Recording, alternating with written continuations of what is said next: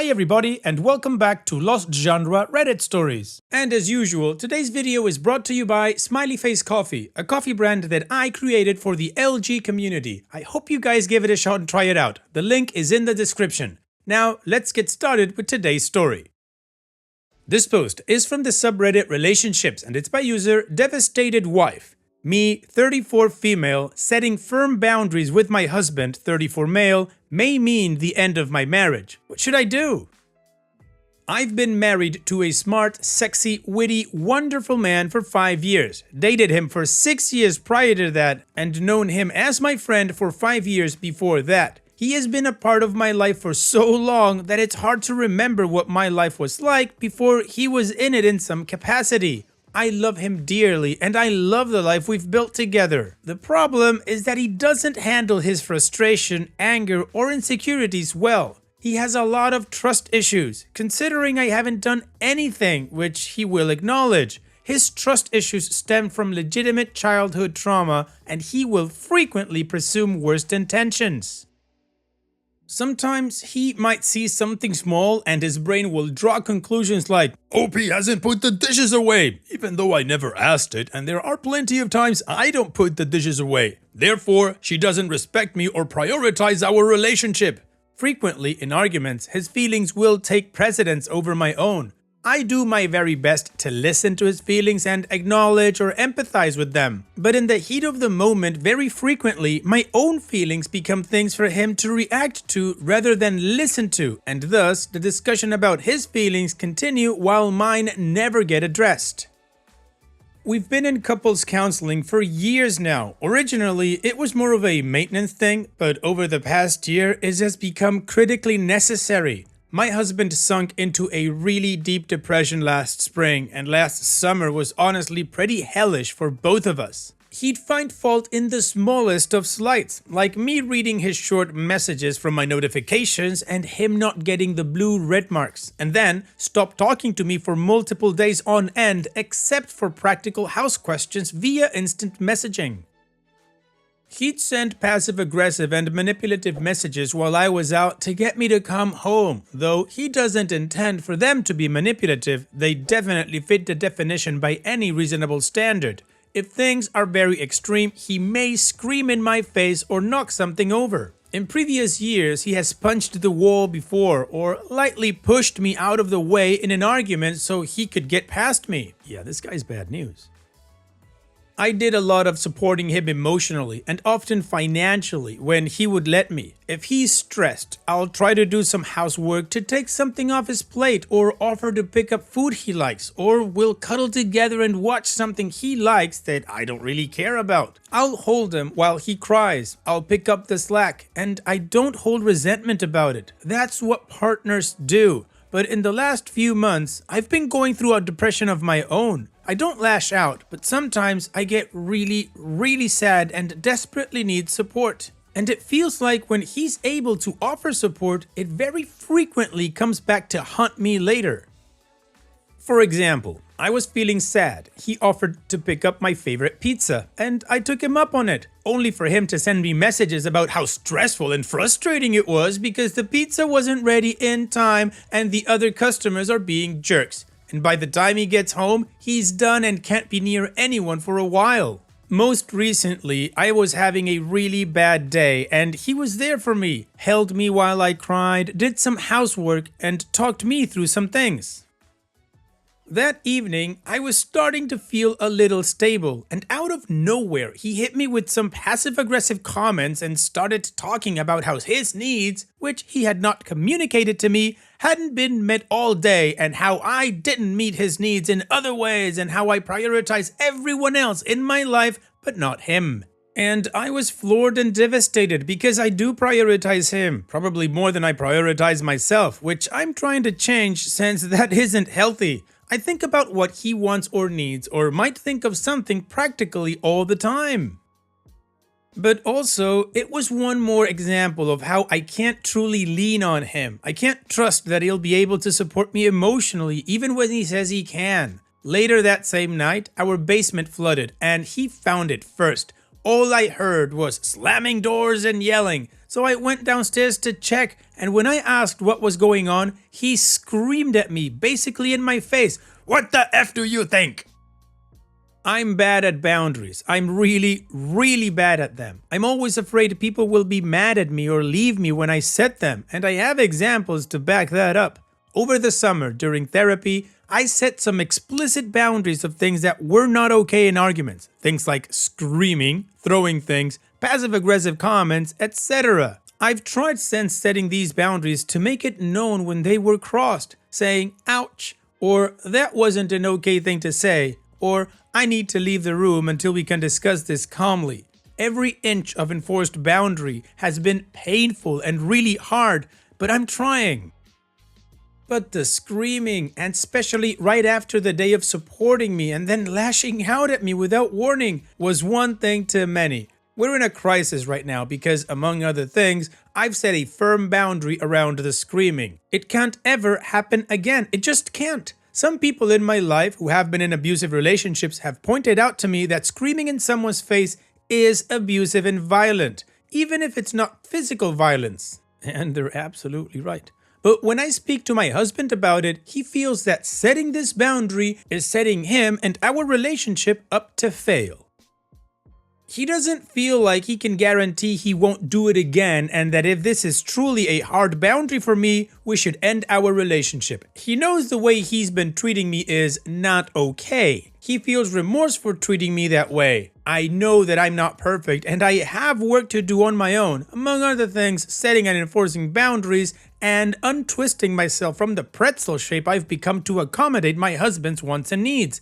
But in this list of problems, I haven't mentioned all the good things. As with any post like this, they are amazing, positive things in our relationship too. We share values politically and personally. We play video games together, travel together, have fun together, and care deeply about each other. I doubt that last one. He can be so kind and lovely. He's passionate about doing good and helping other people. Is it reasonable for me to have this hard boundary? Obviously, with or without that particular boundary, we are really struggling right now and may or may not be able to make this work. I keep thinking, if the boundary were "you can never hit me again" instead of "you can never scream in my face again," no one would think that that was an unreasonable boundary, even if the hitting happened rarely, as the screaming has. It seems to me that if someone can't guarantee they'll be able to manage their anger enough to not scream in someone's face, anger management therapy might be necessary. I brought this up as an option and got no response. I don't want my marriage to end. I didn't say these vows lightly. The idea of breaking up this relationship feels like I'm being torn apart, but I can't stay with things the way they are. I can't. And it feels like he's saying things are not going to change quickly, that he wants to change, but it's going to be a journey.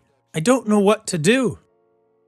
Well, OP, first thing, you need some individual therapy to help you understand that you are in the fog. Fear, obligation, and guilt. You're holding on too tight and you're making excuses for him. Yes, you have a hard-set boundary of no screaming in your face, but you can't enforce it. You say you try, but you can't because he still does it. And then you try to see it, well, maybe if it was hitting me, it would be easier to set the boundary.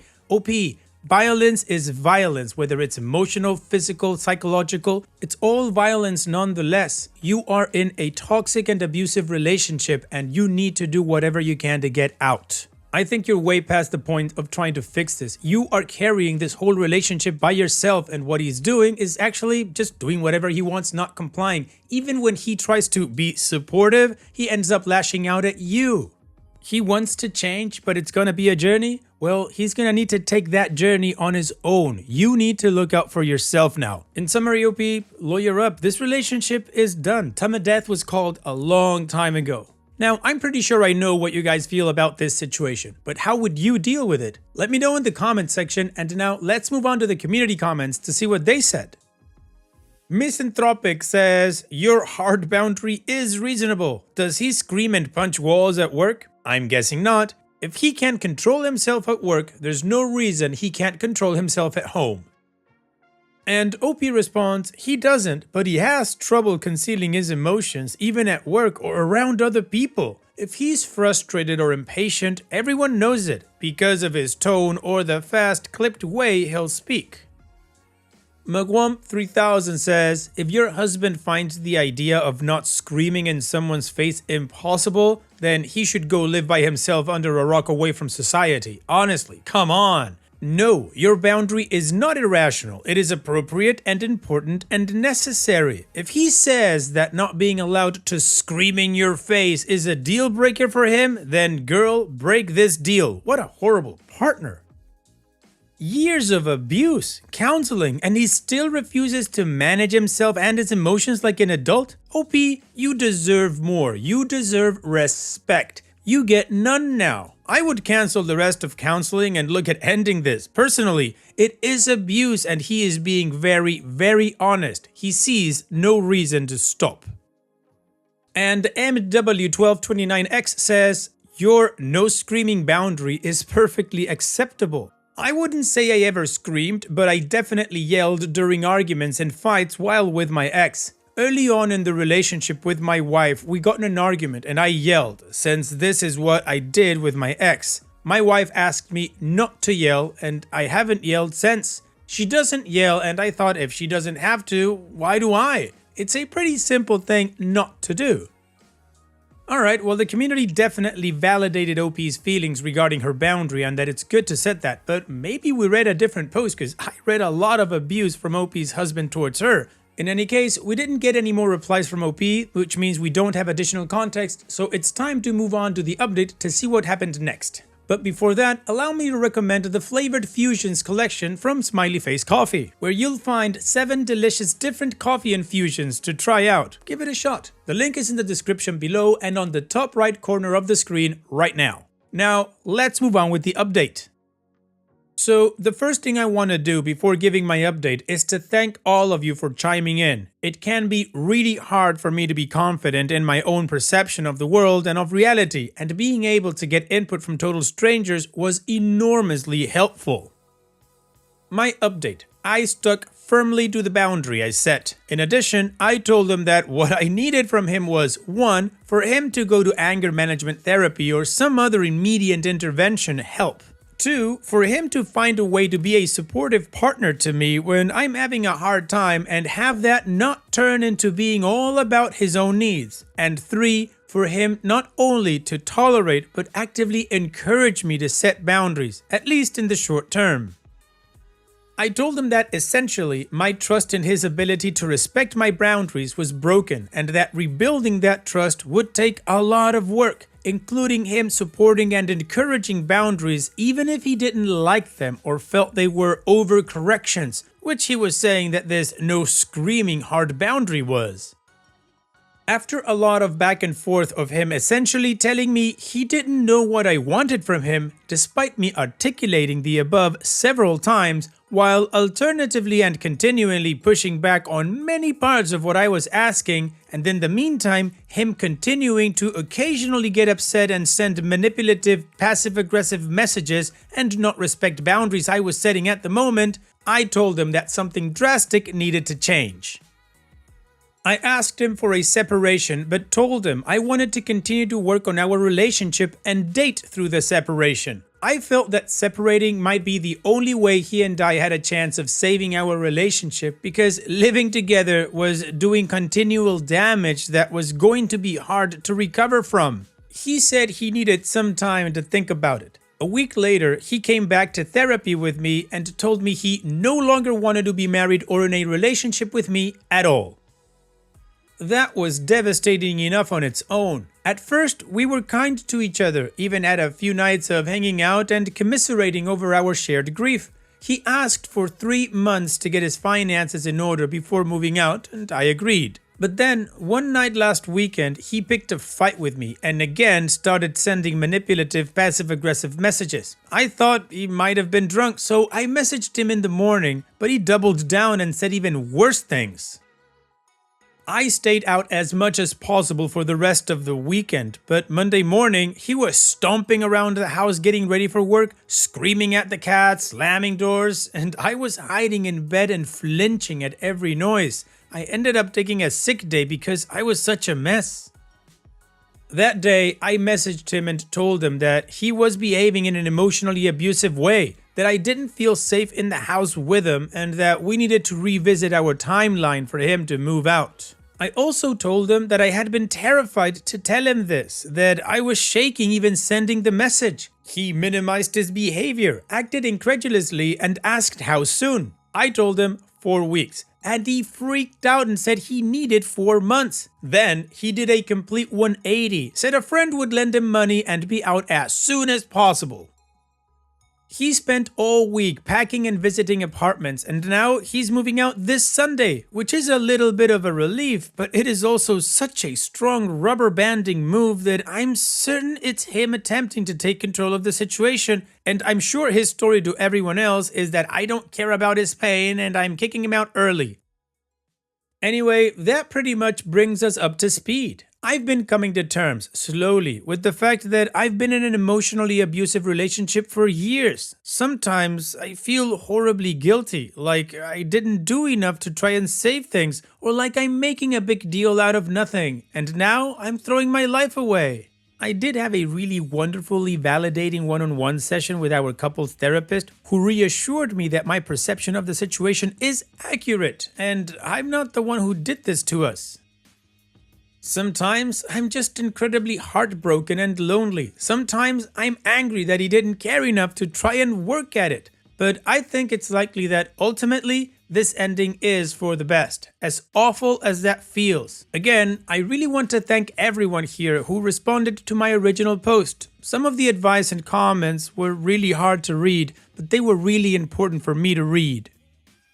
It was so helpful knowing I had a bunch of internet strangers backing me up on some level. I think some of my ex's minimizing has caused me to feel really unsure about how I'm perceiving the situation, potentially even gaslighting, though likely unintentional. So having folks who could confirm that what was happening was not okay was vital. I'm lucky to have a good support system locally as well. So as awful as this all is, I might just get through it okay.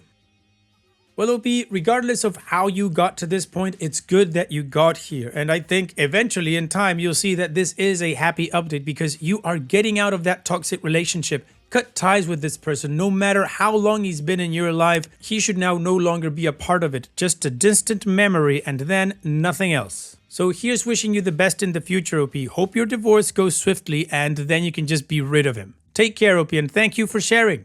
Now, let's finish this video with a mood booster post. This post is from the subreddit Malicious Compliance and it's by user NOCNurse58. Fired if I don't work that day, made it my last day. A few years back, I worked on a relief crew on a drilling rig. The rig ran 24 hours a day with 3 shifts. Crews worked 6 days and then 2 days off. My crew would replace a working crew so they could have their 2 days off, so we worked mornings 2 days, then afternoons, then nights. It was common to find someone to take a shift if you wanted an extra day off, but the replacement had to have the same abilities. A crew had a driller, a derrick hand, motorman, chain hand, and floor hand. People started as a floor hand, and as they learned, they would work their way up to more responsibility and more pay. Sometimes when someone changed companies, they might take a lower position, so it was common to have someone with derrick hand capabilities working motor or chain. In September, my wife asked about the chances of getting off for Christmas. I checked the calendar and my days off fell on December 24 and 25. Done deal. I have it scheduled off. Then I decided to sweeten the pot. I found a guy who would work December 22 and 23 for me. Also found one who would work the 26th and 27th. I took this to my driller who agreed they could work for me. With my 6 days off, I could drive 400 miles to visit family. Things looked pretty sweet. Too sweet. The other guys on my crew were in the same position, so they all tried to find replacements and 2 were successful. Unfortunately, the driller had only 3 guys on the rig who could work for him and none of them wanted to help. He got mad and said since he couldn't get the time off, none of us could have it off. I reminded him that he had already approved my time and he said that was cancelled and if I didn't work on December 23rd, then I was run off. Fired. I told them, fine, I will work on the 23rd, but that will be my last day of work. Consider this my 3-month notice. At work, nothing much was said for the next few weeks. Outside of work, I was networking and found another job I could start the first week of January. All was set. At the end of my shift on the 23rd, I emptied my work locker and said my goodbyes. The driller barely acknowledged me, went home and drove to see my family the next day. Spent a relaxing week there and then came back to start my new job. About the end of January, I went to a friend's birthday party. There, I saw one of my old crew. He asked me when I was going to go back to work. The driller thought I was just sulking around and would come back crawling soon. He never hired a replacement and they had been working short-handed for over a month. I said he better hire somebody. I wasn't playing games, and when I said I quit, I meant it. Well, OP, I guess the driller was playing chicken with a freight train. Guess he got run over. Sucks to be him. Thanks for sharing, OP.